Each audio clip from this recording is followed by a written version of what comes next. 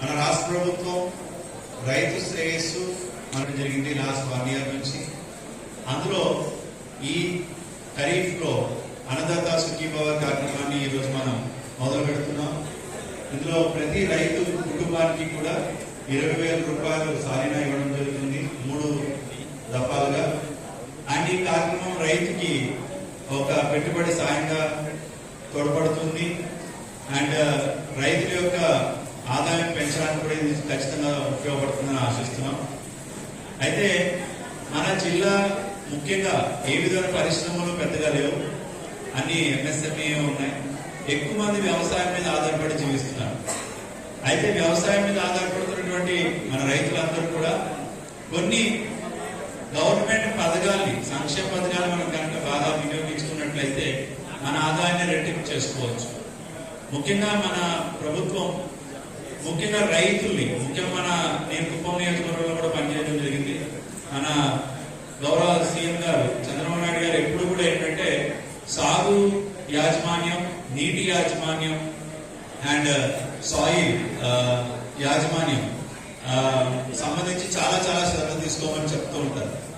ముఖ్యంగా మన యొక్క మట్టి, మన నేల యాజమాన్యం వరకు వచ్చినట్లయితే ప్రతి రైతు కూడా తన సాయిల్ హెల్త్, మనిషికి ఎలా అయితే ఆరోగ్యానికి సంబంధించి మనం బీపీ, షుగర్ హెల్త్ టెస్ట్ చేస్తాము, సాయిల్ హెల్త్ కార్డ్స్ కూడా మన గవర్నమెంట్ వారు ఇస్తూ ఉంటారు మట్టి నమూనాలు తీసుకొని. సో మన సాయిల్ బట్టి, మన నేల స్వభావాన్ని బట్టి మనకు అవసరమైనంత ఎరువులు వినియోగించుకోవాలి. సూక్ష్మ పోషకాలు ఇస్తూ ఉండాలి. అవి కూడా సూక్ష్మ పోషకాలు కూడా ఇవ్వడం జరుగుతుంది. అండ్ అదేవిధంగా మనకి పచ్చిరొట్ట విత్తనాలు, నవధాన్యాల విత్తనాలు కూడా ఈసారి ఉచితంగా గవర్నమెంట్ వారు ఇచ్చారు. చాలా మంది రైతు సోదరులు నాకు చెప్పారు, ఈ నవధాన్యాలని కనుక మనం భూమిలో ముందుగానే వేసుకొని మార్చి ఏప్రిల్ లోనే వేసుకొని తర్వాత వాటిని కలుపులు దున్నినట్టయితే వాళ్ళ దిగుబడి కూడా చాలా బాగా పెరుగుతుందని కూడా చెప్పడం జరిగింది. అదేవిధంగా మన పొలం గట్లు వెంబడి కూడా మనం కంది విత్తనాలు కూడా ఇవ్వడం జరిగింది ఉచితంగా. కనీసం ఒక 2,000 రూపాయలన్న ఆదాయం ఈ కందుల వల్ల వాళ్ళ కుటుంబంలో వాళ్ళన్నా సెల్ఫ్ కన్స్యూమ్ చేయొచ్చు, లేదంటే రైతుకు అధికంగా ఆదాయం రావడానికి కూడా ఈ గట్ల మీద మనం కందుల్ని ప్రోత్సహించడం జరుగుతుంది. ఇక నీటి యాజమాన్యం వరకు వచ్చినట్లయితే గతంలో మనకి సూక్ష్మ పరికరాలకి సబ్సిడీ ఉండేది కాదు.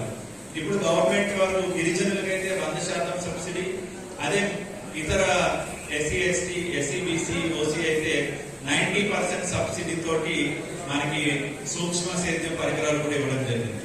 సో అలాంటి వారు కూడా సూక్ష్మ సేద్యం వల్ల మనం నీటిని బాగా చక్కగా అవసరమైనంత వరకు వినియోగించుకోవచ్చు. 30% వాటర్ కన్సంప్షన్ తోటే మనకి 100% యూజ్ వస్తాయి. నీటికి కూడా మనకి ఏ విధమైన కొరత లేదు.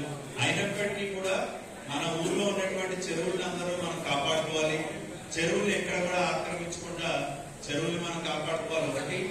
అండ్ ప్రతి రైతు కూడా తన పొలంలో కుదిరినప్పుడు ఫామ్ పాండ్, నీటి గుంటలు కూడా ఖచ్చితంగా ఏర్పాటు చేసుకోవాలి.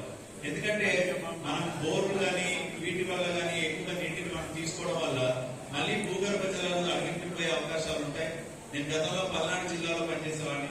అక్కడ చాలా చోట్ల 1000-2000 అడుగులు వేసినా కూడా నీళ్ళు వచ్చేవి కాదు. కాబట్టి మనం భూమిని మళ్ళీ నీరు చేరాలంటే ఖచ్చితంగా మనం నీటి రీఛార్జ్ స్ట్రక్చర్స్ కూడా ఎక్కువగా ప్రోత్సహించుకోవాలి. ఇంకా సాగు యాజమాన్యంలోకి వచ్చినట్లయితే మన పొలం పిలుస్తుంది కార్యక్రమం, మన గవర్నమెంట్ వారు రైతు సేవా కేంద్రాల్లో ఇస్తున్నటువంటి కార్యక్రమాలు, వీటిలో మీరు యాక్టివ్ గా మనకి వాట్సాప్ ద్వారా కూడా ఈ పంటకి ఏం వాడాలి, తెగులు వస్తే ఏం వాడాలి అనేది కూడా ఇప్పుడు సలహాలు ఇవ్వడానికి శాస్త్రవేత్తలు రెడీగా ఉన్నారు. సో మంచి ఆదర్శ రైతులు చెప్పేవి కూడా విని మన ఆదాయాన్ని పెంచుకోవడానికి మీరు ఆలోచించుకోవాలి.